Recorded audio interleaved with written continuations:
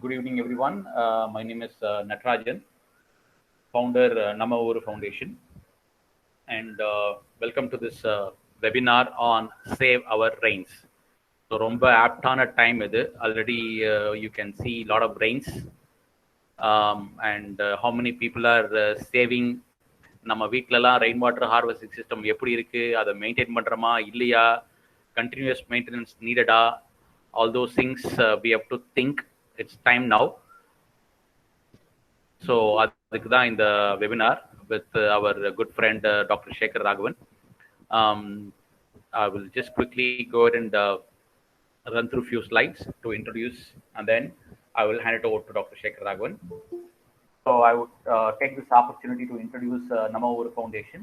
We are a not-for-profit organization, and we are completely volunteer driven, and we are also approved by Government of India, Department of Income Tax with the 12AA and 18G. So all our donations that we receive are all tax exempted, and we work in the field of environment. And areas of focus, we focus on solid waste management predominantly, and also we focus on educating people on how to reduce their carbon footprint, and also teach and educate people on how to increase the green cover by planting trees or setting up terrace gardens, etc. We also focus on groundwater recharge and the conserving water bodies. But as of now, due to bandwidth constraints, we focus primarily on solid waste management. And this is our team. Myself, Natarajan. I have Devika, Nitya, Janani, Priya, Gopal, and Bharati on the call, and that's our team. And our coordinates, you can reach out to us at info@nammaoru.org, and we are at Facebook at Namma Oru Foundation. We have our own YouTube channel at Namma Oru Foundation, and we are also on Insta at namma.oru, and we are also on Twitter. Now, today's session. So I'm so happy and proud to introduce Dr. Shekhar Raghavan, who is very fondly known as the Rain Man of Chennai. And you all may be wondering why former Chief Minister Jayalalitha's picture is here. So he started something called Rain Center. என்ன சொல்றது, அது வந்து இந்த rain water ஹார்வெஸ்டிங்கான ஒரு தகவல் மையம் R centre of excellence என்ன வேணா சொல்லலாம். அங்கே போனால் you can see different models of rain water harvesting. Rain water harvesting என்னெல்லாம் டெக்னிக்ஸ் இருக்கு, அது எல்லாமே வந்து very beautifully as models, pictures, wall posters with instructions are there in the rain centre. அது யாரால துவக்கி வைக்கப்பட்டுச்சுன்னா அவர் former chief minister doctor Jayalalithaa. He is the one inaugurated that rain center. And about Dr. Shekhar Raghavan, அநேகமா சென்னையில் அவருக்கு அறிமுகம் தேவையில்லை. I think now he is ரொம்ப world level after COVID he started giving lectures and webinars all over the world. நேற்றுக்கு phone பண்ண sir கொஞ்சம் test பண்ணிடலாம் இது அப்படின்ட்டு. இல்லைப்பா நான் பிஸியாக இருக்கேன், நேபாளில் நாளைக்கு ஒரு வெபினார் இருக்கு, you do call me some other time அப்படின்னாரு.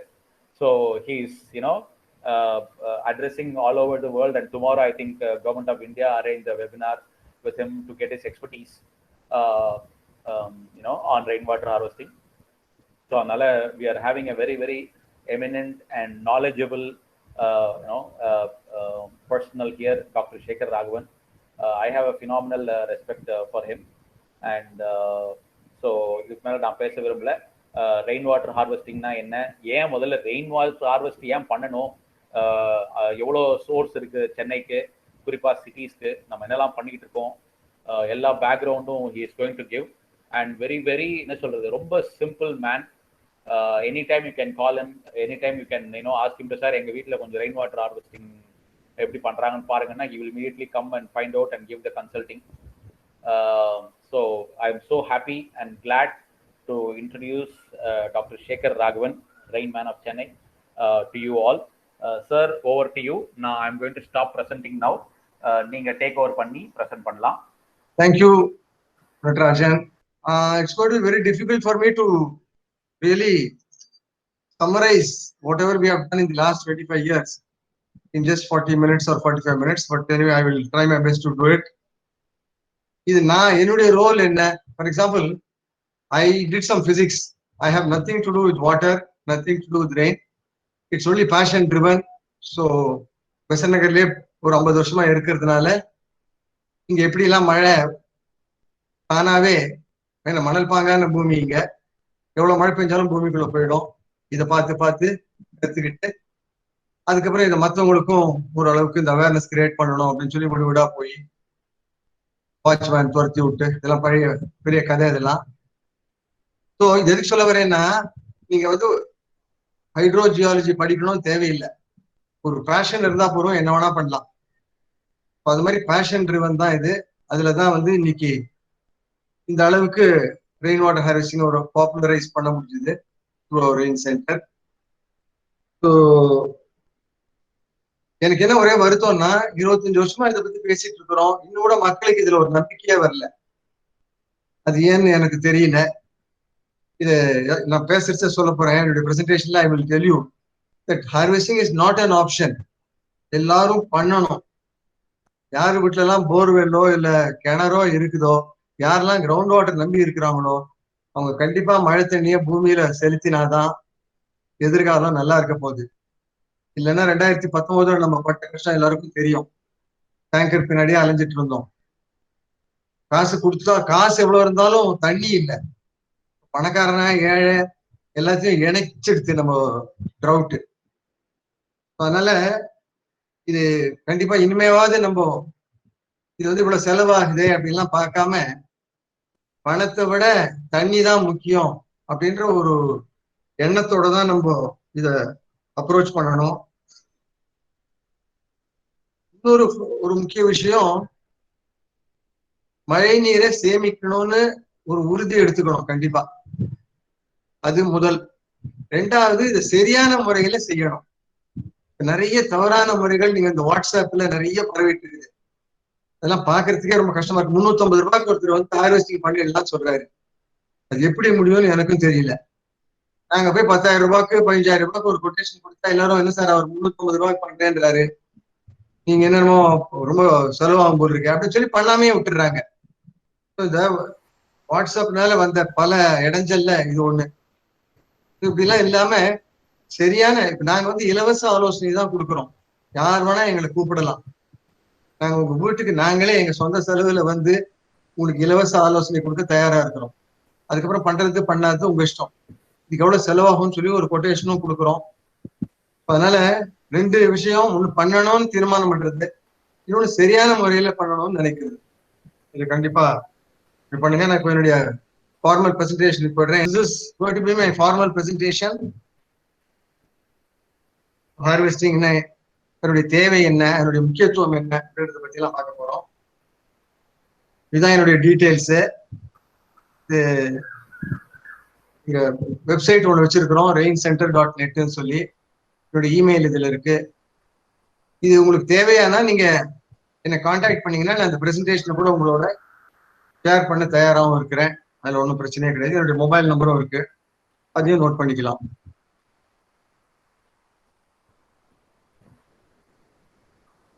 இதுதான் வந்து எங்க ரெயின் சென்டர் சொல்ற ஒரு மழை இல்லம். இது வந்து ஒரு தகவல் மற்றும் உதவி மையம். இது காந்தி நகர்ல இருக்கு, அடையாறுல. One stop information and assistance centre for rain water harvesting. வேற எதை பத்தியும் பேச மாட்டோம், மழைநீர் சேமிப்பை பத்தி மட்டும்தான் பேசுவோம். இது ரெயின் சென்டர் என்னன்னா ஒரு பாலம் மாதிரி, ஒரு bridge connecting people with harvesting.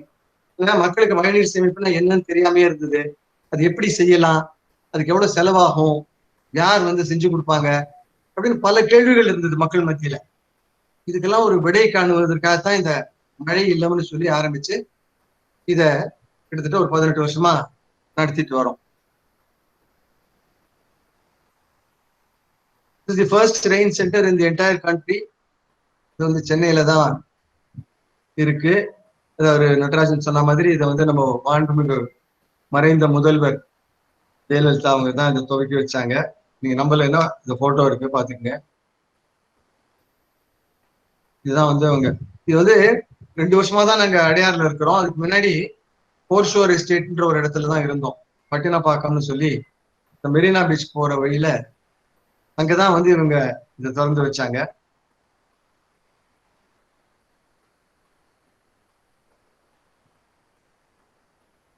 இப்போ வந்து காந்தி நகர்ல இருக்கிறோம். இதான் அட்ரஸ். ரோட்.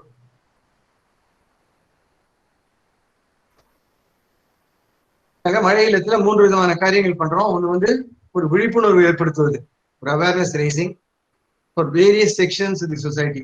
ஸ்கூல் பசங்கள்ல இருந்து ஆரம்பிச்சு ஆர்கிடெக்ட், இன்ஜினியர், பில்டர் அவங்களுக்கெல்லாம் ஒரு விழிப்புணர்வு ஏற்படுத்துறது. அதுக்கப்புறம் கவர்மெண்ட் பிளானர்ஸ், பாலிட்டிஷியன்ஸ், பியூரோக்ராட்ஸ் யாரா இருந்தாலும் ஒரு அவேர்னஸ் கிரியேட் பண்றது.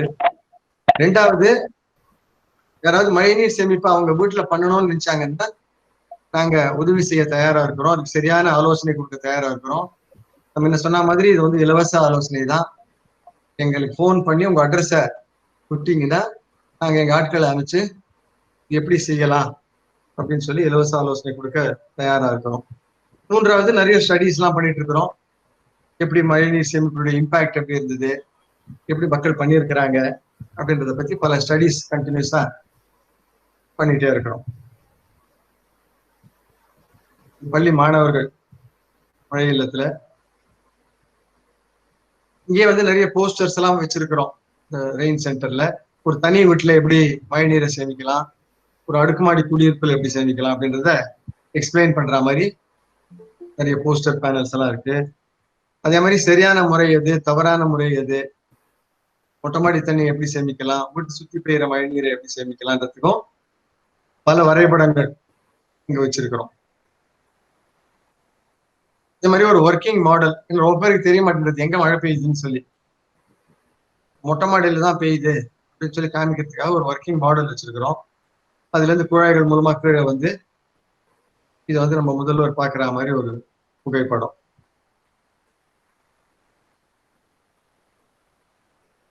இப்போ நம்ம நீங்க பார்க்கலாம், இன்டால எல்லா சிட்டிஸ்லயுமே மழை காலத்துல ஒரே வெள்ளம், மழை பெய்யாத காலத்துல ஒரே வறட்சி. இதான் பாக்குறோம் இல்லையா?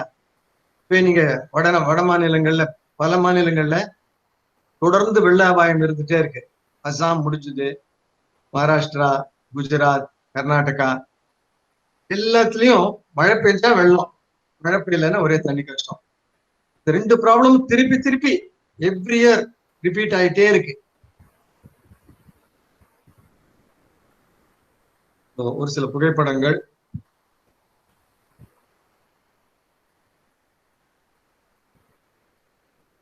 இந்த மாதிரி குடங்கள் மழை பெய்யாத காலத்துல சம்மர் மந்த்ஸ்ல இந்த மாதிரி டேங்கர் பின்னாடி வரிசையா கியூல நின்றுட்டு ஒரு குடம் தண்ணி கிடைக்குமான்னு பார்த்துட்டு இருக்கிறோம்.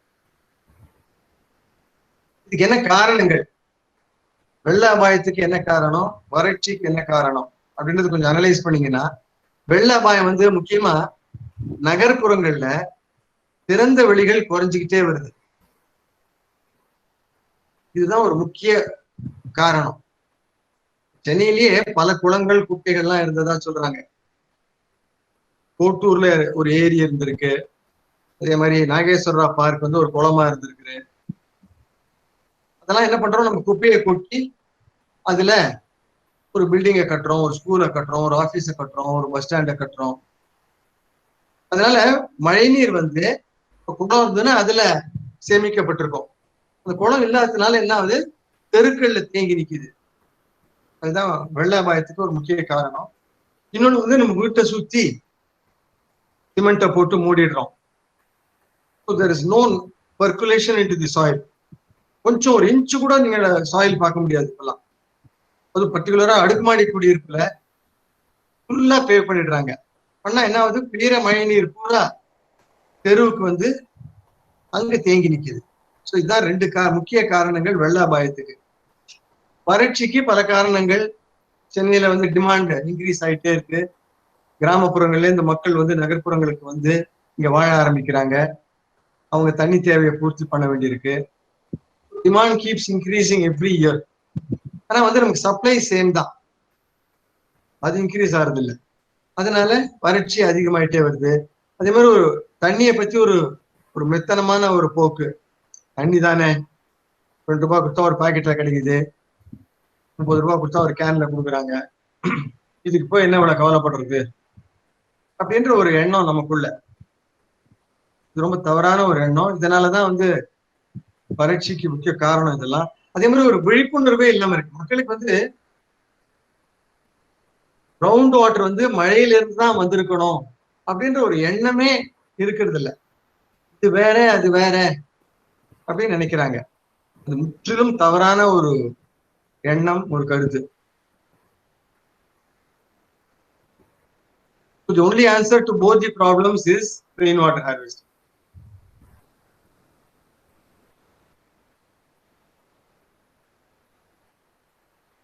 சார் இப்போ இவ்வளவு பேசுறோம் மழைநீர் சேமிப்பை பத்தி, இவ்வளவு நாள் இல்லாம ஏன் திடீர்னு அதுக்கு ஒரு இம்பார்ட்டன்ஸ் கொடுக்குறோம் அப்படின்னு யோசிச்சீங்கன்னா, ஒரு 200 வருஷத்துக்கு முன்னாடி எப்படி இருந்தது சென்னையே எடுத்துக்கங்களேன்.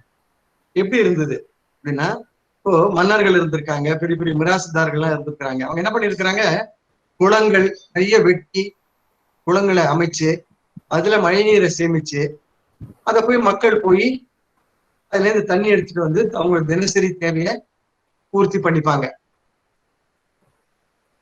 அதே மாதிரி கம்யூனிட்டி வெல்ஸ் இருந்திருக்கு, கம்யூனிட்டி கிணறுகள். இப்ப கூட நீங்க இந்த வலசரவாக்கம், விருகம்பாக்கம் பக்கம்லாம் போனீங்கன்னா நடு ரோட்லயே ஒரு கிணறு இருக்கும். நான் கூட யோசிச்சிருக்கேன், நடு ரோட்ல ஒரு கிணறு இருக்குதுன்னு. யார் வீட்டுக்குள்ளேயும் இருக்காது, ரோட்ல இருக்கும். இதுதான் வந்து அந்த காலத்துல கம்யூனிட்டி வெல்ஸ்ன்னு சொல்லி பொது கிணறுகள் அமைச்சு மக்கள் வந்து அதுல இருந்து தண்ணி எடுத்துட்டு போய் உங்க தேவையை பூர்த்தி பண்ணாங்க. சோ இதுதான் வந்து 200 வருஷத்துக்கு முன்னாடி நடந்துட்டு இருந்த சமாச்சாரம். அதுக்கப்புறம் கடைசி 100 வருஷங்கள்ல என்ன ஆச்சு அப்படின்னு பார்த்தா, நம்ம என்ன பண்றோம், ஒரு பிளாட்டை வாங்குறோம், அதுல ஒரு வீடு கட்டுறோம், அதுல ஒரு கிணறோ இல்ல போர்வெல்லோ போடுறோம். அப்போ அந்த கிணத்து தண்ணியும் போர்வெல் தண்ணியும் காப்பாற்ற வேண்டிய பொறுப்பு எந்த ராஜாவும் வந்து உங்களுக்காக பண்ண போறது இல்லை. இந்த 100 வருஷத்துல நிறைய ஏரியா வந்து திறந்த வெளிகள்லாம் மூடி மழைநீரை பூமிக்குள்ள செலுத்த முடியாம தனித்தனி அவங்க வீட்லயே கிணறு போர்வெல் போட்ட ஆரம்பிச்சதுனால இந்த மழைநீர் சேமிக்க வேண்டிய பொறுப்பு, ரெஸ்பான்சிபிலிட்டி வந்து மன்னர்கள் கிட்ட இருந்து இண்டிவிஜுவல்ஸ் கிட்ட வந்துடுச்சு. அடுத்தபடியா இப்ப என்ன நடக்குதுன்னு பாத்தீங்கன்னா, இந்த கடைசி ஒரு 30-40 வருஷத்துல எல்லாரும் போய் ஒரு பில்டர் கிட்ட போய் ஒரு பிளாட் புக் பண்றோம். இப்போ அந்த பில்டர் தான் லேண்ட் வாங்குறாரு, அந்த பில்டர் தான் கட்டுறாரு, அந்த பில்டர் தான் போர்வெல் போடுறாரு, உப்பு தண்ணியை நமக்கு கொடுக்குறாரு, இருக்கிற கிணத்தெல்லாம் மூடிட்டு வராரு. அதனால ஹார்வெஸ்டிங் வந்து இப்ப பில்டருடைய ரெஸ்பான்சிபிலிட்டி தான், நம்ம ஒண்ணும் பண்ண முடியாது. இதுக்காகவே நாங்க என்ன பண்றோம், இப்ப பில்டர்ஸ்க்கு எல்லாம் ஒரு அவேர்னஸ் கிரியேட் பண்ணணும் மழைநீர் சேமிப்பை பத்தின்னு சொல்லி தீவிரமா அதுல இறங்கி இருக்கிறோம். இதனாலதான் வந்து மழைநீர் சேமிப்பு அதிகப்படியா நம்ம பேச ஆரம்பிச்சிருக்கிறோம். நாங்க ஆர்கிடெக்ட்ஸ் அண்ட் பில்டர்ஸ்க்குன்னு சொல்லி 15 ஒர்க் ஷாப் நடத்தினோம். அதுல ஒரு ஒர்க் ஷாப் இனாகரேஷன்.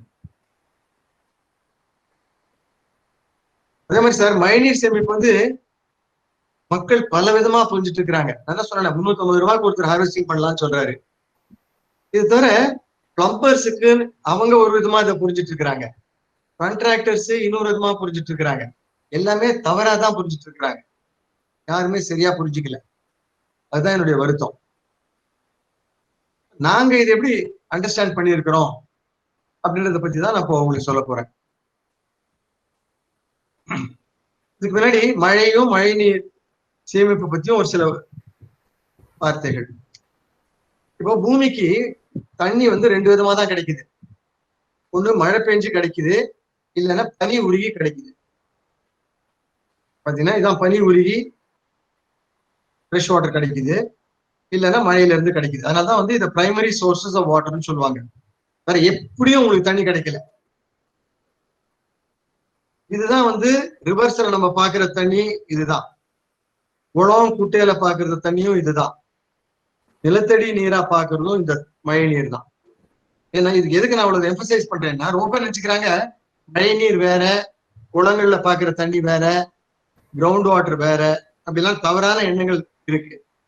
அது கிடையாது, எல்லாமே மழையில இருந்துதான் வந்திருக்கணும்.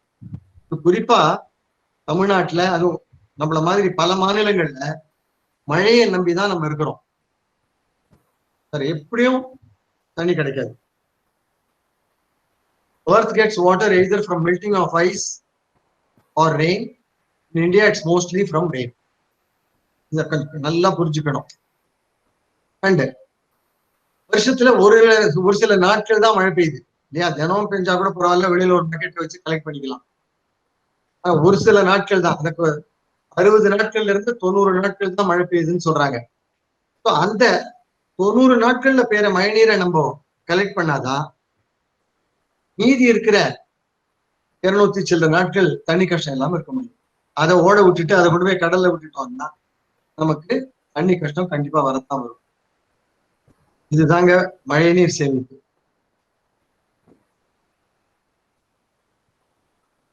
சஸ்டைனபிள் வாட்டர் மேனேஜ்மெண்ட் பத்தி பேசணும்னா the keyword is rain water harvesting. இது 2000 வருஷத்துக்கு முன்னாடியே நம்ம புரிஞ்சுக்கிட்டோம். இப்பதான் எல்லாம் மறந்துட்டோம். நம்ம சிலப்பதிகாரத்துல மாமழை போற்றுதும்னே சொல்லுவாங்க. அதெல்லாம் மறந்துட்டு, அதே மாதிரி வள்ளுவர் வான் சிறப்புன்னு சொல்லி 10 குறள் எழுதியிருக்காரு. எப்போ? 2000 வருஷத்துக்கு முன்னாடியே. இப்ப வான் சிறப்பை கம்ப்ளீட்டா நம்ம மறந்துட்டோம்.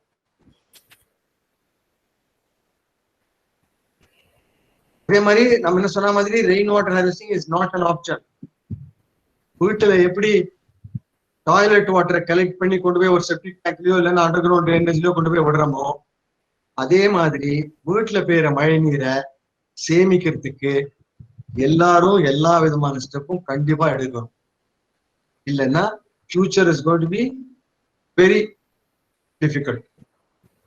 அதே மாதிரி இது ஒரு மாற்று ஏற்பாடுன்னு நினைக்க கூடாது. குழால தண்ணி வரலன்னா மழை நீரை சேமிக்கலாம்னு நினைக்க கூடாது. குழால வர்ற தண்ணியுமே மழையில இருந்துதான் வந்திருக்கணும். நம்மளை சுத்தி நம்ம பாக்குற தண்ணி பூரா must have come from rain. So harvesting is the only way to sustain both our surface and subsoil water. And the Indians வந்து 3000 வருஷம் 5000 வருஷமா இதை பத்தி தெரியும். Indians are the world leaders in rainwater harvesting. தோலவிரான்னு சொல்லி குஜராத்ல ஒரு இடத்துல ஆராய்ச்சி பண்றச்ச மழைநீர் சேமிப்பு செஞ்சதுக்கான ஆதாரங்கள் பல கிடைச்சிருக்கு. இப்பதான் இதெல்லாம் கொஞ்சம் கொஞ்சமா வந்துட்டே வரும். அதே மாதிரி இந்தியாவில ஒவ்வொரு மாநிலத்திலையும் இந்த பாரம்பரிய மழைநீர் சேமிப்பு பண்ணியிருக்கிறாங்க.